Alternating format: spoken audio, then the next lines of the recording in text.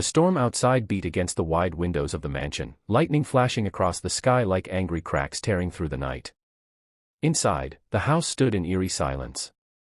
No laughter of a child, no warmth of a home, only echoes of emptiness bouncing off marble floors. And in the middle of it all was little Emma, the millionaire's daughter, sitting on the grand staircase with her doll clasped tightly against her chest. Her wide eyes stared blankly ahead, lips trembling. Everyone believed she was deaf, unable to hear the world around her. But that night, when the thunder roared, her small shoulders flinched. She wasn't deaf. She was terrified. And that truth was hidden until the new nanny arrived. Sophia had never seen wealth like this before. Fresh out of her teaching job, she had been recommended to care for Emma, whose previous nannies had all left within weeks. They whispered of strange rules, cold silences, and a little girl who never responded to voices. But when Sophia first stepped into that grand house, she didn't see a mystery. She saw a lonely child. Emma's father, Victor Harrington, a ruthless businessman worth millions, was rarely home. When he was, he moved like a shadow, cold, strict, and distant.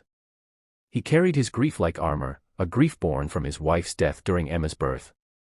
And somehow, in his grief, he had decided Emma was broken, unable to hear him, unable to connect. On her very first evening, Sophia sat across from Emma at the long dining table. The little girl didn't meet her eyes.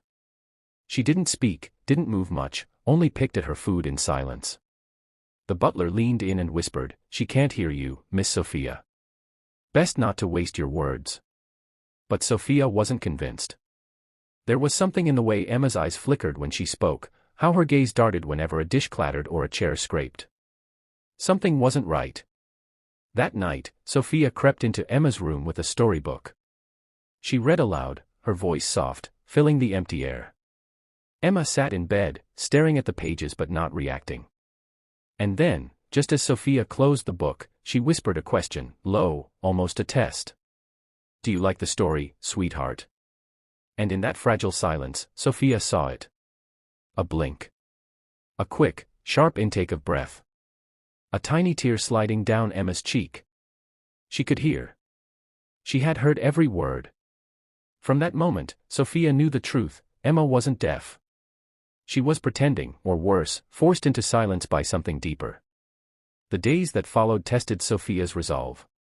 She tried to coax Emma into small responses, little gestures. She hummed while braiding the girl's hair, sang while they painted, whispered secrets in her ear. Slowly, Emma's walls cracked. One afternoon, when Sophia dropped a cup intentionally, Emma startled. She looked at Sophia, panic in her eyes, and whispered one fragile word, "Don't." Sophia froze. Her heart hammered in her chest.